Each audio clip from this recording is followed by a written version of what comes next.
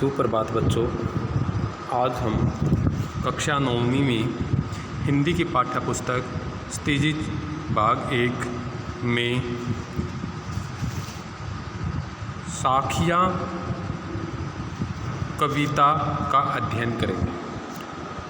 साखियाँ कबीरदास द्वारा रचित है। कविता का अध्ययन करने से पहले हम कबीरदास के जीवन परिचय से थोड़ा रूबरू होते हैं। कबीरदास जी निर्गुण काव्यधारा के सर्वश्रेष्ठ कवि माने जाते हैं। ये एक सच्चे समाज सुधारक भी थे। ऐसा माना जाता है कि इनका जन्म 1398 ईस्वी में काशी में हुआ था और 1518 ईस्वी में इनका देहांत हो गया था। माना जाता है कि जुल्हा दंपति ने कबीरदास का पालन पोषण किया था। कबीर का विवाह लोई से हुआ और इनके एक बेटा और एक बेटी थे। बेटे का नाम कमाल और बेटी का नाम कमाली था। ये एक मस्त मौला व्यक्ति थे, ठीक है। अनपढ़ माने जाते हैं, लेकिन इन्हीं की अपनी एक भाषा थी, लेकिन उन्हीं उस भाषा का अध्ययन इनके शिष्यों ने किया था, ठीक है। इनकी रचनाएं बीजक, इसके 3 भाग हैं, साखी, शब्द और रमीणी, और ये भी गुरु ग्रंथ साहिब में संकलित है, ठीक है। मुंशी प्रेमचंद ने समाज में फैले अंधविश्वास, रूढ़ियों को, आडंबरों को हिंदू मुसलमानों का डट कर विरोध किया, ठीक है। तो अब हम साखियाँ कविता का अध्ययन करेंगे, ठीक है। शब्द है जो हमारे ये सिलेबस में नहीं है, ठीक है, तो इसलिए हम साखियाँ कविता का ही अध्ययन करेंगे, साखियों का ही अध्ययन करेंगे, ठीक है। मानसरोवर सुभर जल हंसा केली कराही, मुक्ता फल मुक्ता चुगे अब उड़ी अंत न जाही। मानसरोवर, ठीक है, एक मानसरोवर क्या है? एक तालाब है, ठीक है। सुभर जल हंसा केली कराही, हंसा होता है कोई पक्षी, ठीक है। केली खेलना, मुक्ताफल मोती, ठीक है। कवि कहता है कि मानसरोवर सुभर जल हंसा केली कराही, मुक्ताफल मुक्ता चुगे अब उड़ी अंत न जाही। कबीरदास जी कहता है कि हृदय रूपी, सुभर होता है हृदय, ठीक है, हृदय रूपी मानसरोवर सुभर जल हंसा केली कराही। कबीरदास जी कहते हैं कि हृदय रूपी मानसरोवर में जब भक्ति का जल भर जाता है तब आत्मा रूपी हंस उसमें नाचता है। क्या करता है? नाचता है।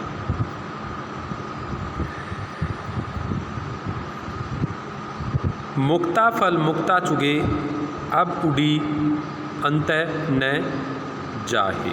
फिर कबीरदास जी कहते हैं, वे खुश होकर मुक्ति रूपी मोतियों को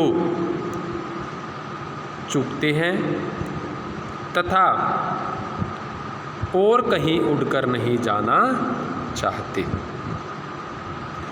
प्रेमी ढूंढत में फिरो, प्रेमी ढूंढत में फिरो, प्रेमी मिले न कोई, प्रेमी को प्रेमी मिले सब विष अमृत होई। कबीरदास जी कहते हैं कि प्रेमी ढूंढत में फिरो, प्रेमी मिले न कोई। कबीरदास जी पुनः कहते हैं कि मैं ईश्वर से प्रेम करने वाले सच्चे ईश्वर भक्त को ढूंढता फिर रहा हूँ, लेकिन मुझे कोई भी सच्चा ईश्वर भक्त नहीं मिल रहा। प्रेमी को प्रेमी मिले सब विष अमृत होई। और ईश्वर का सच्चा भक्त जब सच्चे भक्त को मिल जाता है तो वहाँ पर जहर भी अमृत के समान बन जाता है।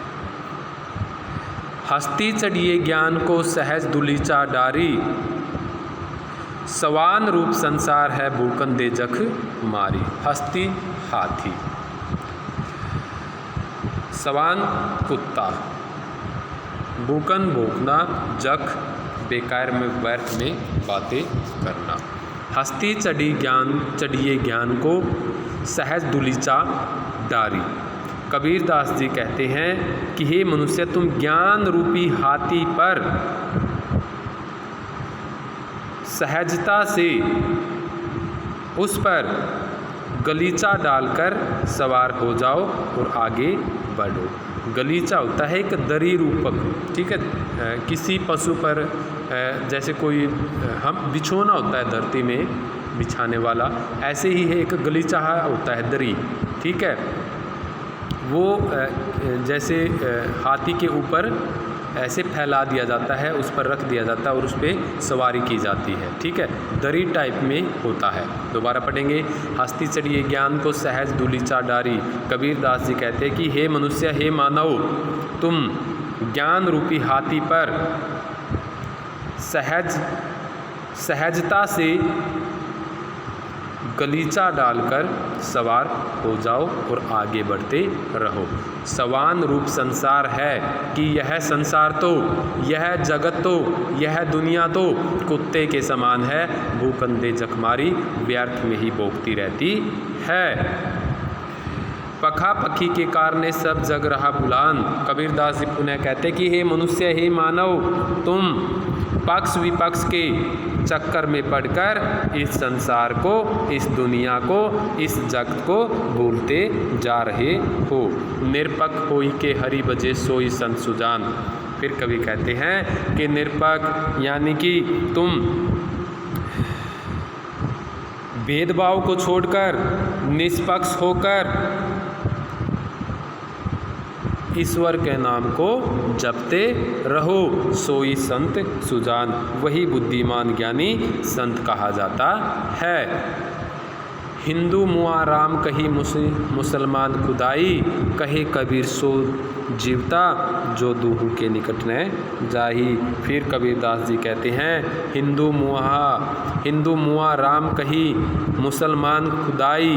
कबीरदास जी कहते हैं कि न तो हिंदू ईश्वर को समझ पाए हैं और न ही मुसलमान अपने अल्लाह को समझ पाए हैं। हिंदू राम कहते हैं और मुसलमान अल्लाह कहते हैं, लेकिन ये दोनों ऐसा करते करते मर गए हैं। कहे कबीर सो जीवता जो दूहू के निकट नहीं जाए। कबीरदास जी कहता है वही व्यक्ति इस जीवन में, इस दुनिया में, इस संसार में जीता है जो इन दोनों के निकट नहीं जाता।